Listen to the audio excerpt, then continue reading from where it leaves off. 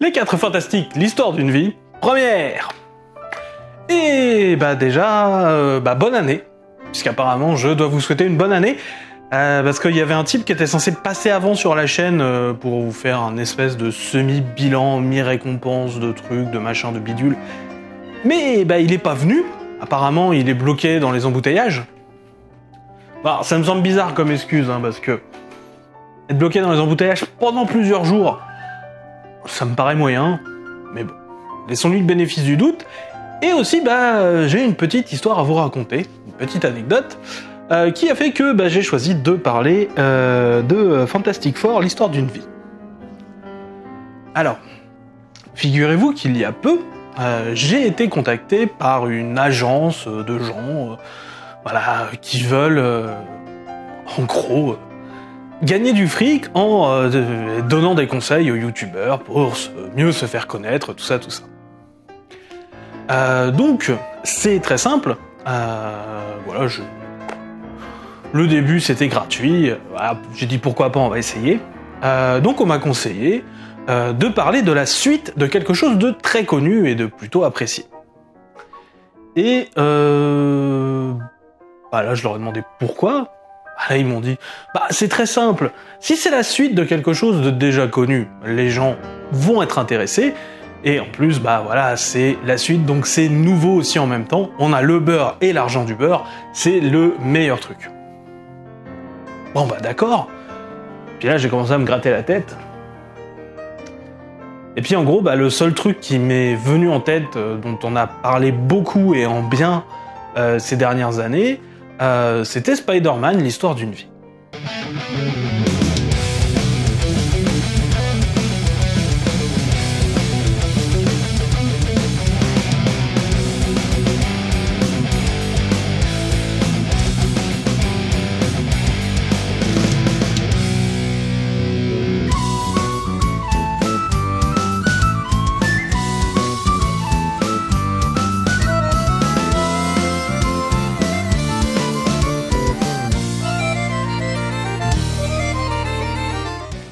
Spider-Man, l'histoire d'une vie, c'était un récit un peu particulier, en ce sens qui disait que, on allait suivre toute la vie de Spider-Man, que, en gros, chaque chapitre, donc chaque numéro VO, donc chaque issue, représentait en gros 10 ans dans la vie de Peter Parker Spider-Man, et que donc du coup, on allait le voir grandir en temps réel, et réagir peut-être aux événements du monde et tout ça, et aussi, peut-être montrer un petit peu de ce que faisaient les comics Spidey à telle ou telle décennie, même si cette approche-là de raconter finalement ce qu'avait fait Spidey pendant les différentes décennies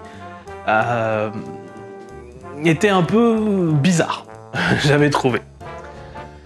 Beaucoup de gens, et notamment en France, étaient à fond sur cette idée. J'ai vu beaucoup de mes collègues, de mes confrères, de mes consoeurs, être à fond sur cette idée, et je peux tout à fait le comprendre. Moi, j'étais pas si emballé que ça. Tout simplement pour une raison un peu particulière que ses collègues n'avaient pas, c'est que moi, je connais déjà ce principe. Le personnage qui évolue en temps réel et tout ça. En fait, pour tout vous dire, moi, ça fait des décennies que je suis des personnages dont c'est la marque de fabrique de vieillir en temps réel. Que ce soit Judge Dredd ou Savage Dragon, qui vieillissent en temps réel. Toutes leurs publications vieillissent en temps réel. Voilà. Judge Dredd, actuellement, c'est un vieillard dans ses comics. Et j'ai aussi, pendant longtemps, suivi un autre personnage qui vieillissait en temps réel jusqu'à ce qu'un certain reboot des New 52 décide de stopper son vieillissement. Il s'appelait John Constantine. En effet, dans le titre Hellblazer chez Vertigo, tout simplement, John Constantine vieillissait en temps réel. Et c'était magnifique. Et même pour tout vous dire, c'est un concept aussi que je connais très bien chez les super-héros, puisqu'en fait, moi je connais bien Superman et Batman Generations, donc de monsieur John Byrne, qui est sorti donc par exemple en 1999, là c'était 4 numéros, qui justement nous montrait Batman et Superman, commençant donc en même temps, vieillissant en temps réel, et comment il va y avoir plusieurs générations, comment leur légende va continuer, qui va leur succéder, voilà, et avec en gros plusieurs parties, chacune justement déjà séparée par des décennies.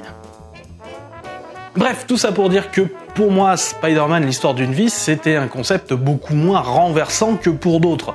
Parce que je connaissais déjà très très bien le concept, et à un point que même d'ailleurs Superman Batman Generations, si j'avais pas été malade, vous l'auriez sans doute eu en comic story d'anniversaire un jour, c'était pour ça que je l'avais acheté à la base.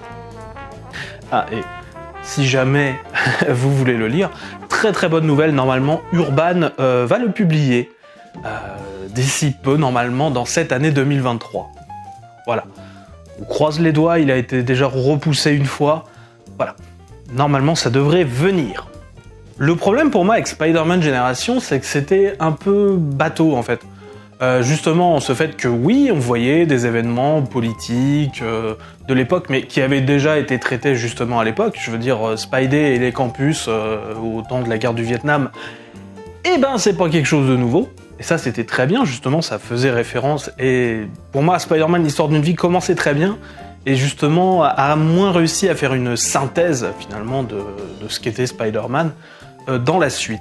Parce qu'il essaye aussi d'être un récit qui se tient et assez unitaire, là où, en effet, les comics vont un peu dans tous les sens parce qu'ils se permettent d'avoir je ne sais pas combien de numéros et d'histoires. Et puis, en quelques numéros, c'est pas possible de résumer tout ça. C'est une histoire qui marche très très bien en récit statique, simple, mais qui pour moi échoue un petit peu sur l'idée que j'aurais bien aimé que ce soit un espèce de résumé, pourquoi pas, de la vie de Spider-Man. Mais je suis d'accord avec vous, ce n'était pas non plus quelque chose que Marvel fait, c'est-à-dire Spider-Man Grand Design. Car les Grand Design, qui ont commencé donc avec les X-Men, en fait c'était des tentatives de grosso merdo résumer énormément de choses sur les personnages, sur les histoires et tout ça, en assez peu de pages finalement. Et encore là, j'ai pas le numéro 2 parce que j'ai que 2 mains. Voilà. Et c'était en fait... moi j'adore ça déjà. J'aime beaucoup les Grand Design. Ils prennent quelques libertés sur les personnages, mais on retrouve quand même énormément de choses, ce qui permet d'en faire une excellente première approche pour ensuite s'attaquer, on va dire, aux comics. Mais les life stories sont différents des Grand Design. Les life stories se veulent un petit récit sympathique avec 2-3 trucs qui font référence, mais finalement pas tant que ça. Là où les Grand Design essayent de brasser le plus de références possible. Je dirais que c'est là qu'est la différence. Enfin, je dis c'est là qu'est la différence, mais il y a une autre différence majeure, et c'est souvent le graphisme. Les graphismes des Grand Design se permettent beaucoup plus de partir dans tous les sens et d'être beaucoup moins conventionnels, on va dire, que ce que peut proposer un life story. Et donc du coup, c'est pour ça que le Grand Design des 4 Fantastiques est tout à fait différent de ce qu'on va voir aujourd'hui avec le life story. Voilà, je voulais juste me la péter en parlant des Grand Design vite fait, et de la différence avec les life story. Seulement, vous l'avez peut-être remarqué, je ne suis pas le plus grand fan du concept des life stories, des histoires d'une vie. Voilà. Alors, pourquoi, à part cette petite truc que tu nous as dit sur la suite d'un truc à succès, tu veux en parler?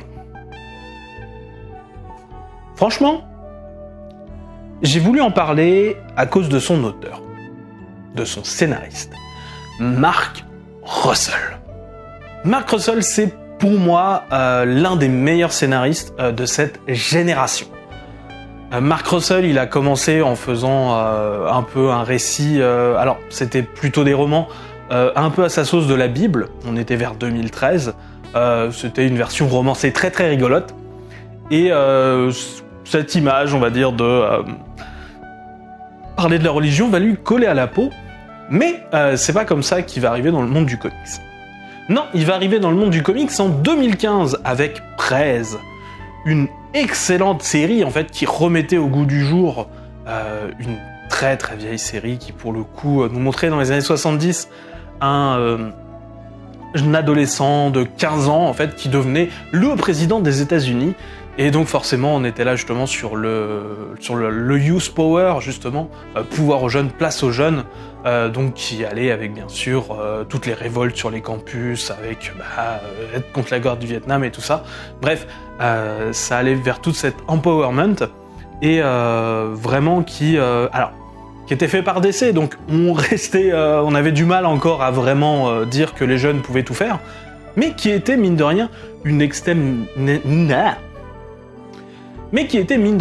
espèce d'extrême curiosité, voilà, c'est beaucoup mieux dit, et qui méritait sans doute d'être revu. C'est pour ça d'ailleurs qu'il y a eu des petites excursions de presse de temps en temps. On peut le voir vite fait dans Sandman, dans quelques numéros.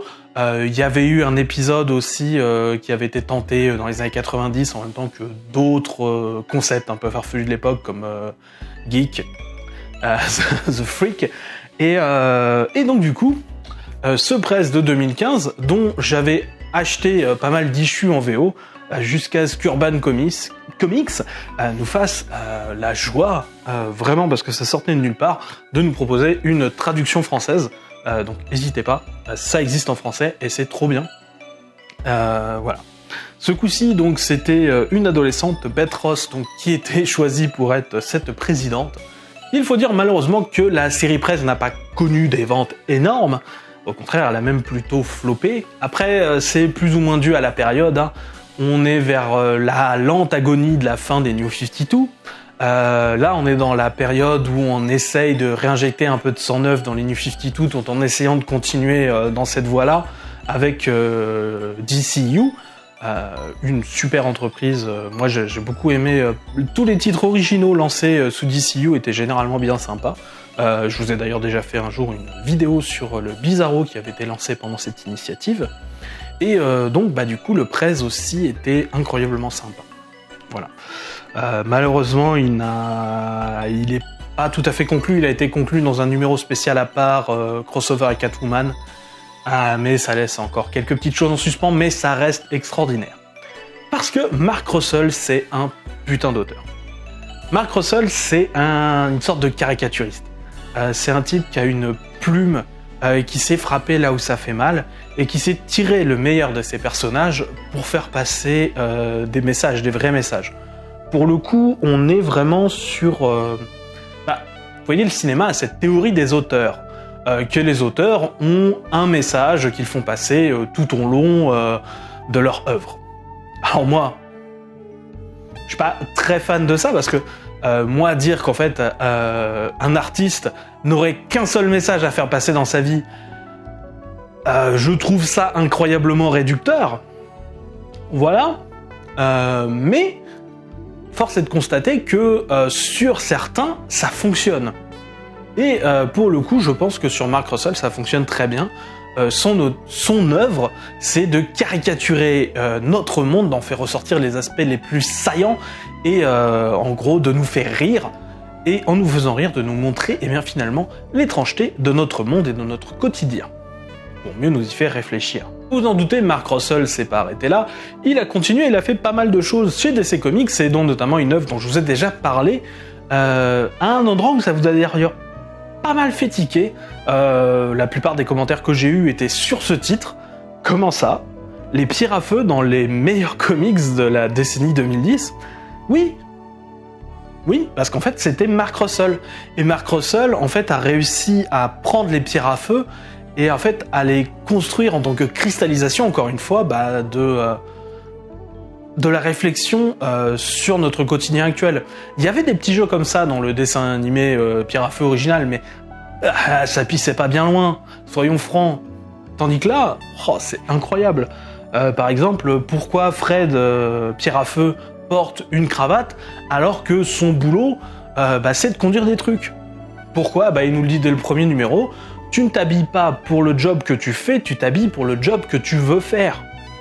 Voilà, c'est une série qui tout simplement crée les pierres à feu Fred Pierre à Feu devient un vétéran de guerre. qui peut être un peu traumatisé, et le yabadabadou de ce dessin animé devient tout simplement, en fait, justement, ce qui était le cri de guerre quand on allait quand on allait tabasser les autres. De suite, ça donne une force à ce truc. Et moi, je trouve ça incroyable. Voilà. Il y a des numéros proprement incroyables qui vont parler tout simplement, laisser les gens faire ce qu'ils veulent avec leur sexualité tant que c'est consenti. Voilà, il y a tout, quoi.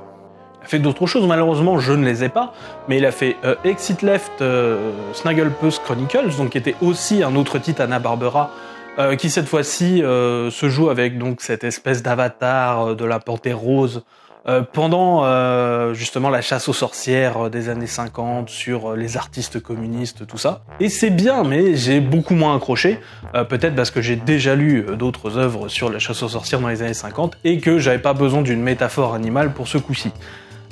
Après, c'est très très bien, si vous avez l'occasion, lisez-le. Disponible aussi en VF, ce qui me fait me dire qu'il y a quelqu'un chez Urban qui essaye de donner sa putain de chance à Mark Russell, c'est les Wonder Twins, vous savez, qui étaient là dans la ligne comics, qui était très drôle, mais sans doute pas son meilleur travail. C'est triste. On paru récemment aussi au français, on a eu Billionaire Island, qui est encore une fois une satire qui tape là où ça fait mal.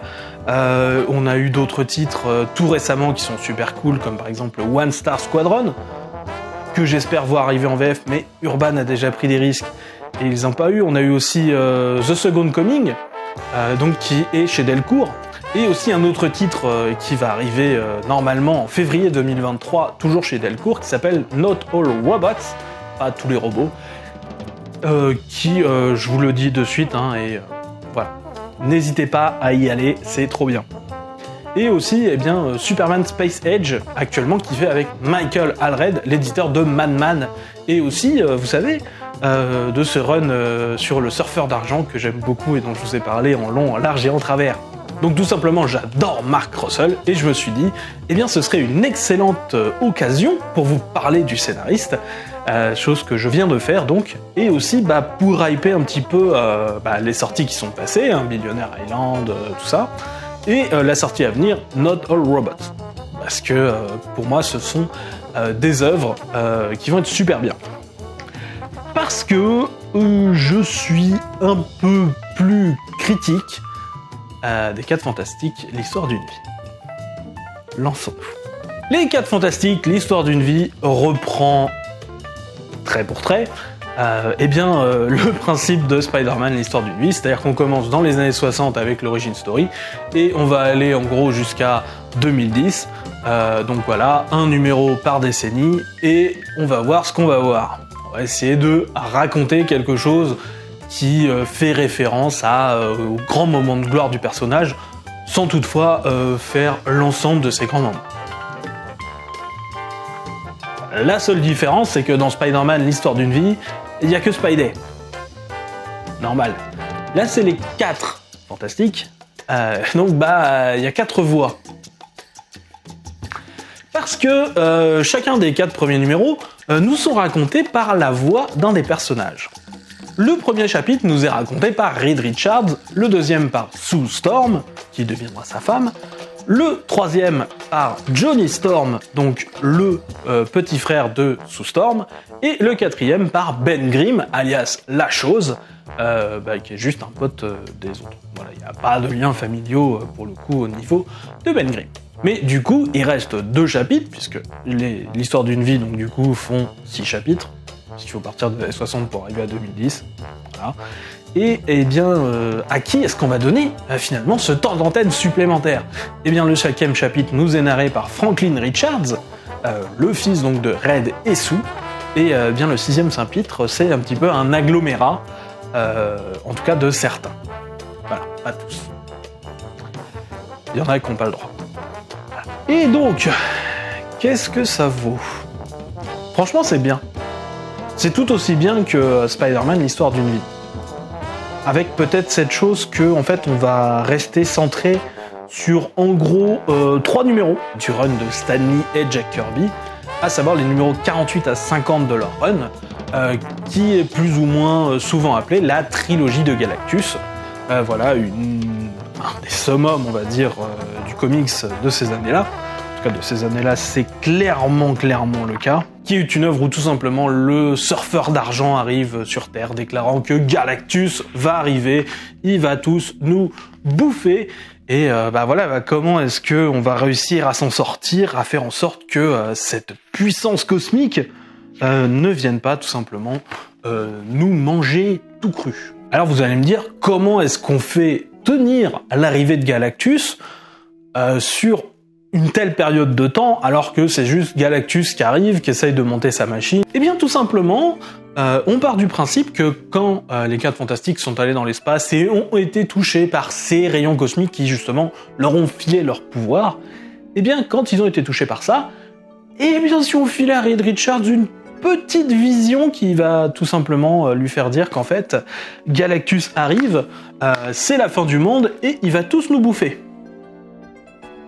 Et c'est un peu là une partie, on va dire, de mon inconfort, on va dire, avec cette lecture, c'est qu'à partir de ce moment-là où on lui fait montrer qu'il y a un Galactus dans l'espace, et qu'en gros, Galactus, il va arriver qu'au chapitre 5, alors que lui, il l'a pressenti au milieu du chapitre 1, à partir de ce moment-là, en fait, Reed Richards, il est pas tout à fait Reed Richards, quoi. C'est un Reed Richards qui est tourmenté par cette vision et qui essaye de tout faire pour s'en sortir. Alors certes, ça va servir, on va dire, de métaphore. En effet, à certains temps, il a été plus absorbé par ses travaux que par tout ce qu'est sa famille et tout ça. Mais le problème, c'est que là, du coup, ça le fait sur une phase de temps beaucoup trop longue. Et du coup, je pense que ça donne une image, on va dire, de Reed Richards qui est au moins fausse à cause de cette chose-là qui est rajoutée. Ce qui fait que soyez... voilà, faut le savoir de suite, cette version-là de Reed Richards que vous voyez, c'est pas le vrai Reed Richards, parce qu'il est marqué par cette vision qu'il n'a pas. Normalement, Reed Richards est, certes, pas l'épitome du fun, ou voilà, la galéjade, c'est pas forcément l'endroit où il excelle. Il a du mal, parfois, oui, à savoir quoi faire par rapport à sa famille, mais il essaye. Et c'est son but, d'être meilleur dans ce domaine. Là, pour le coup, c'est pas le cas. Voilà. Il y a aussi quelques autres clichés, des histoires des 4 Fantastiques qu'on peut retrouver, comme par exemple Namor et Susan Storm, qui est un cliché qui m'insupporte moi grandement, parce que voilà, ça sort généralement de nulle part, et encore une fois, ça sort un peu de nulle part. Même si Namor est écrit de manière plus respectueuse envers les femmes que dans la plupart de ses incarnations. Je le reconnais.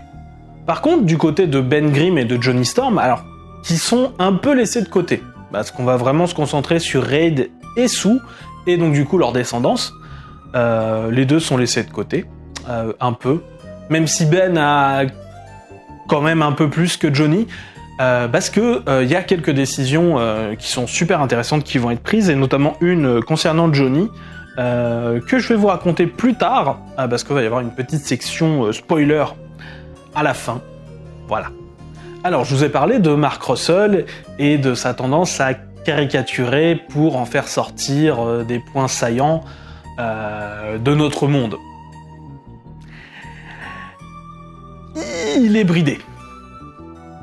Il peut pas là. Il doit se concentrer sur la formule l'histoire d'une vie, qui est une formule qui a déjà gagné, donc tu peux pas sortir de ce cadre.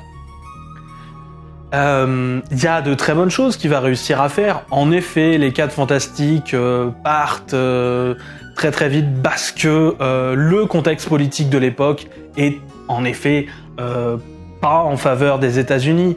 Les Russes viennent d'arriver à envoyer un chien dans l'espace. Et l'Amérique est à la traîne sur la course à l'espace, il faut absolument se dépêcher, peut-être que même on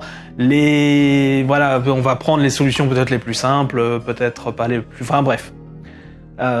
cette urgence est très très bien remise au goût du jour.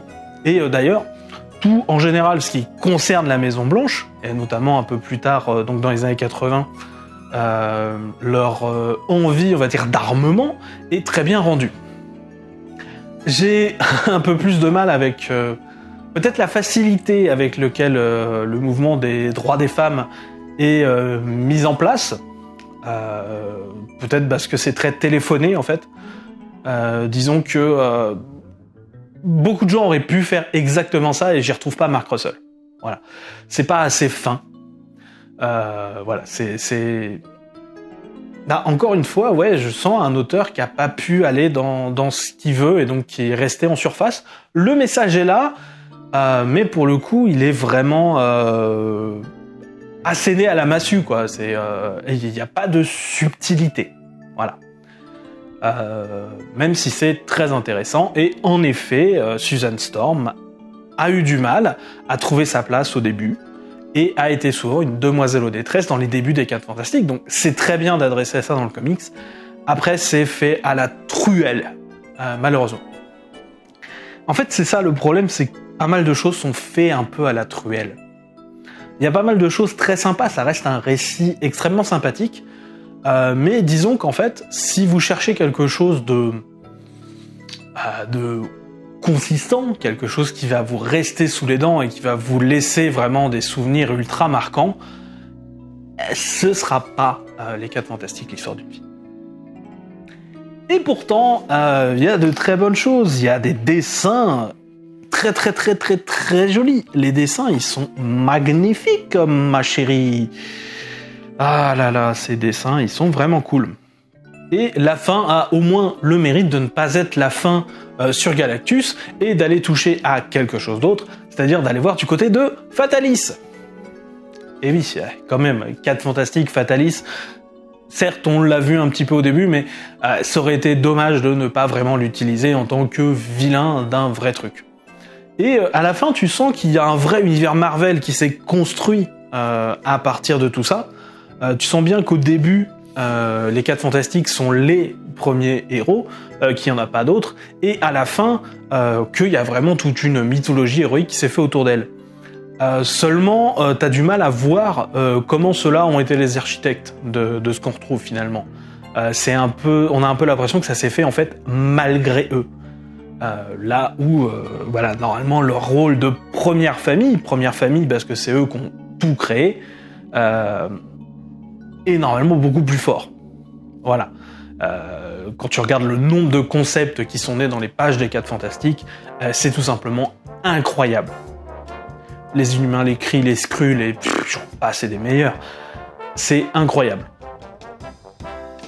Après ça, c'est plutôt un boulot pour les Grand Design. Et d'ailleurs, on retrouve pas mal de ça justement dans le Grand Design, qui est vachement bien, de Tom Scioli, si jamais vous voulez. Bref, les dessins de Sean Izaakse sont magnifiques. Franchement, ils pètent la classe et tout ça, et ils s'en sortent vraiment bien. Mais le problème, voilà, il y a d'excellentes idées de mise en page. Par exemple, je vous montre par exemple ceci. Voilà.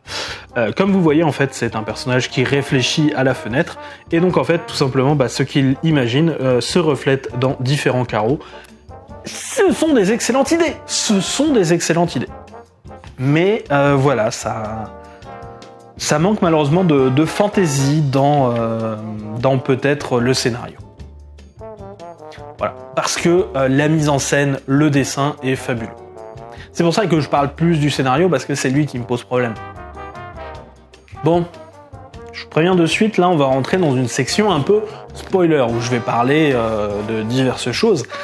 Donc voilà, donc si vous voulez vraiment lire le bouquin, on va dire sans avoir de grosses surprises, enfin, tout en ayant vos grosses surprises, au contraire, peut-être revenez au timecode que je marque juste ici, voilà, où eh bien j'aurai fini cette section spoiler. Voilà. Sinon, restez ici, on va bien s'amuser. Ça y est, ils sont partis. Bon, alors, à partir du chapitre 3, il y a un des 4 Fantastiques qui meurt. C'est Johnny Storm. Johnny Storm meurt de façon très très jolie d'ailleurs, en gros en disant que voilà, il vaut mieux... voilà. La vie est une fête, personne n'a envie qu'on les... Voilà. La vie est une fête, et pour être un bon invité, il faut savoir ne pas s'attarder. Personne n'a envie qu'on les voit faire la vaisselle. Mieux vaut partir après 1 heure ou 2, quand on est encore intéressant. Mieux vaut partir. Voilà, c'est vraiment voilà, en fait Johnny Storm se sacrifie en gros pour sauver en fait tout ce qu'il est possible de sauver avec des missiles nucléaires et tout ça. Johnny Storm mort en héros et en gros en ayant vécu la vie en brûlant la chandelle par les 2 bouts. Et c'est très très bien fait pour le coup. C'est-à-dire que Johnny Storm, il est peu mis en avant, mais la façon dont il est mis en avant, je trouve, était très symptomatique de Johnny Storm et marche beaucoup. C'est vraiment un excellent truc. Par contre, il meurt, donc encore heureux que son truc marche bien. Ensuite, c'est un peu l'éclatement des 4 Fantastiques. Sue est partie, elle n'est plus avec Reed.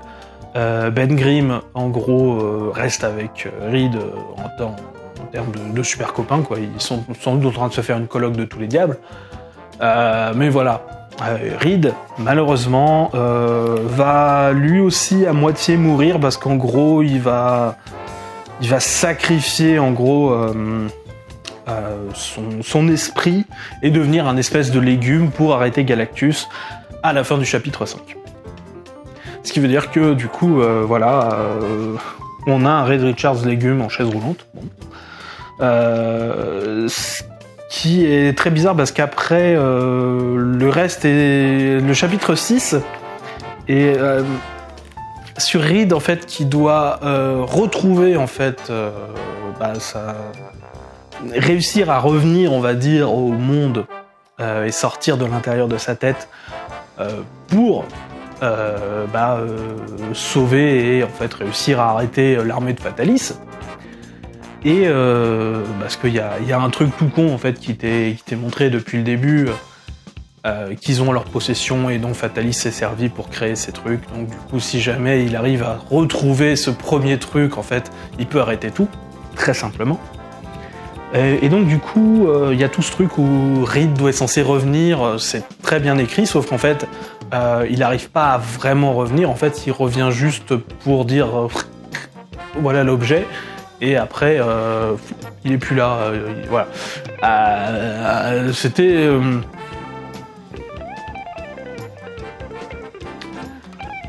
C'est mi-figue, mi-raisin, on va dire. Voilà.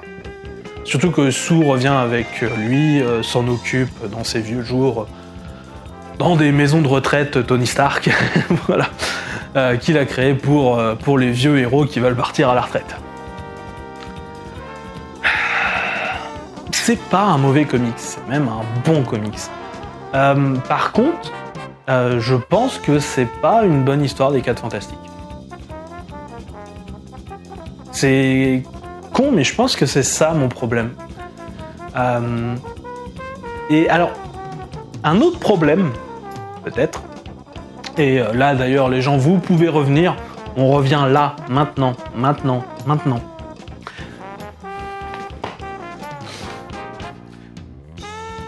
Parce que peut-être l'un des problèmes que j'ai avec l'histoire d'une vie, c'est qu'en fait, il y a peu, et c'était pas du tout prévu, en fait, ça s'est fait totalement par hasard, j'ai lu mieux.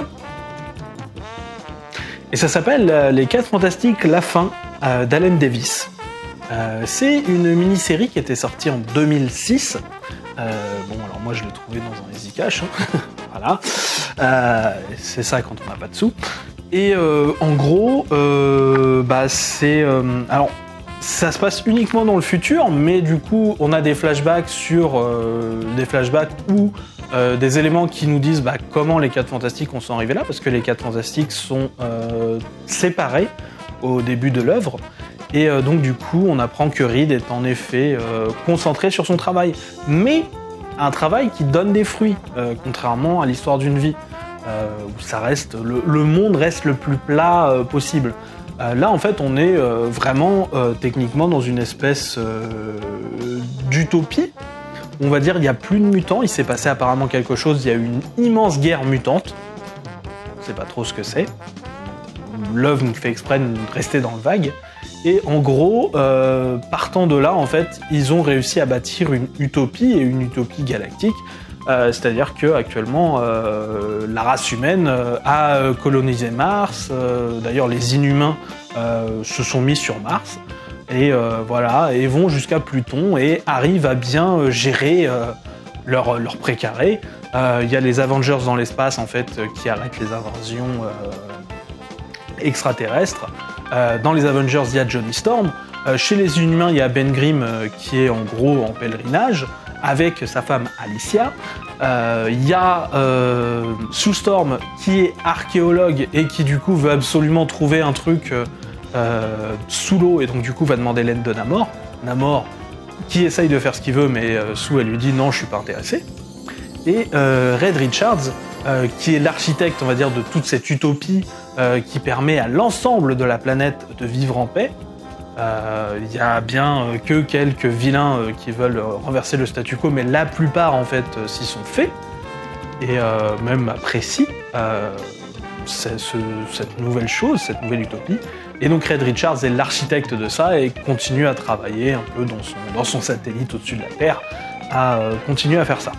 Et le truc, c'est que c'est vachement mieux fait, et c'est beaucoup plus optimiste aussi sur sa fin, parce que sa fin dit oui, les personnages vont faire des erreurs, mais chacun peut réussir à s'en sortir, ce qui est beaucoup plus optimiste que l'histoire d'une vie, malheureusement.